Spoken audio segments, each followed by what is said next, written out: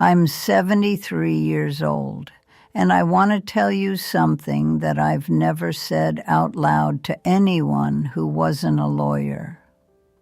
Well, not like this anyway. I cared for my husband through 3 years of dying. I was with him every single day, and when it was over, his family made sure I walked away with nothing. Not almost nothing, nothing. I need to back up a little. I met Gerald in 2007. I was 55. He was 68. 13 years between us, which doesn't sound like much until you say it to a man's grown children and watch their faces change. I was working as an office manager at a dental practice in Akron. Had been for 11 years. Gerald came in as a new patient. His regular dentist had retired, and he sat in the waiting room with his reading glasses on and a folded newspaper in his lap, and he didn't look at his phone once. Because he didn't own a smartphone, he was the kind of man who still wrote checks, still got a print newspaper delivered. You know, I noticed that right away. We talked for maybe 10 minutes while I processed his paperwork. That was it. He called the office 3 days later and asked to speak with me personally.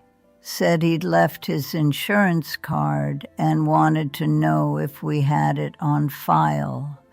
We did. I could have just told him that and ended the call. I don't know why I didn't. Lord, I'm glad I didn't. We had dinner for the first time that November at a small Italian place on South Main that doesn't exist anymore. He showed up 7 minutes early and stood outside in the cold rather than go in without me. I noticed that. It was the kind of thing you either notice or you don't, and I've always, I pay attention to those things. We were married in June of 2010. I was 58. Gerald was 71. His son Paul was 44 at the time. His daughter, Renata, was 40.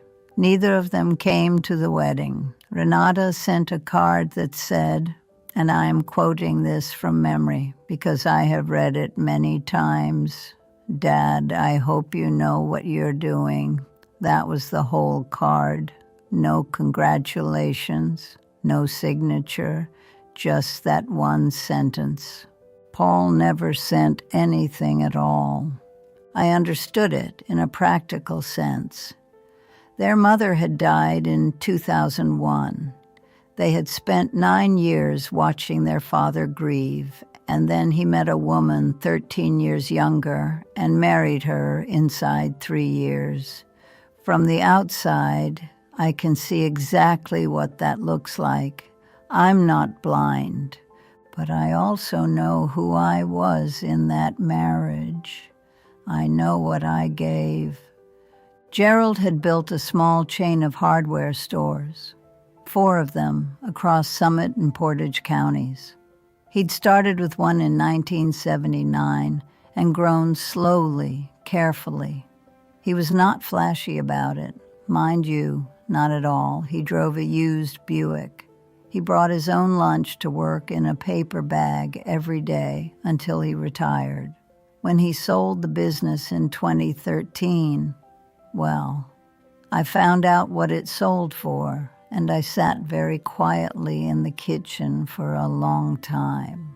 He had never once mentioned the number to me. That was the kind of man he was. After he sold, we had a few good years, simple years. We had a routine, coffee on the back porch, a drive on Sunday afternoons, dinner at home most nights. He liked to listen to the radio in the evenings, old jazz mostly, with the volume low enough that you could still hear the house settling. Gerald was not a man who needed much. Neither was I. We fit together in a way that I hadn't expected to find. You know, at that point in my life, I really hadn't. The Parkinson's started showing up around 2016. Small things first. A tremor in his left hand that he kept trying to hide from me. Some stiffness in the morning that took longer and longer to shake off. By 2017, it was clear what we were dealing with. By 2019, he needed help with most things. Now, I want to say this plainly. I did not hire a nurse, not because we couldn't afford one. We could have, Lord knows, but because Gerald didn't want strangers in his house for something that personal, and I respected that, so it was me. His medications were sorted into a weekly organizer that I kept on the kitchen counter. 14 compartments, morning and night. I kept a notebook where I wrote down everything. What he ate, how he slept, any changes in his movement or speech. His neurologist once told me that my notes were more detailed than what most families provided. More detailed, can you imagine? There were nights I slept in the chair next to his bed because he was restless, and I didn't want him to try to get up alone. I learned the sound of his breathing well enough to wake before he did. That's not something you do for an inheritance. That's something you do because the person in that bed is your life. I don't say that to impress anyone. I say it because I want you to understand the texture of those years. It was not abstract caregiving. It was physical, daily, exhausting, and I chose it completely. Paul and Renata visited more as Gerald declined. I told myself that was a good thing. Gerald was glad to see them, and watching him light up when they came through the door, well, that mattered to me, even with everything between us. What I didn't see, or didn't let myself see, was how differently they behaved when I wasn't in the room. Small things I only understood later. Gerald mentioning something about arrangements that I hadn't been part of. A phone call he seemed slightly evasive about. At the time, I told myself he was just tired, that the disease made him vague. I didn't push. I didn't want to crowd him in the time he had left. That was my mistake, if I'm being honest. Not the only one, but that was one of them. Gerald died in February of 2021. He was 81 years old. I was 67. The executor of his estate contacted me 6 days after the funeral.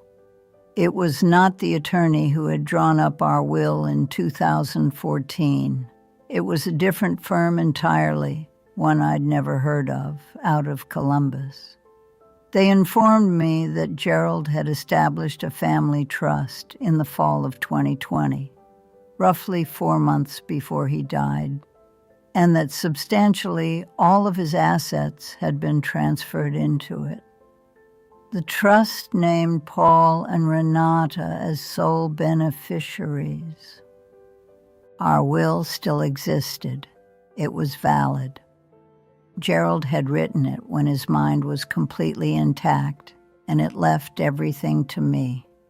But there was almost nothing left to distribute because the trust had gotten there first. I hired an attorney.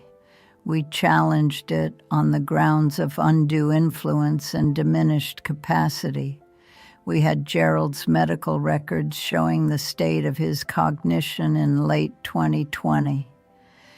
The disease had progressed significantly by then, and he had been on a combination of medications that affected his memory and his judgment. On certain days, he recognized me clearly.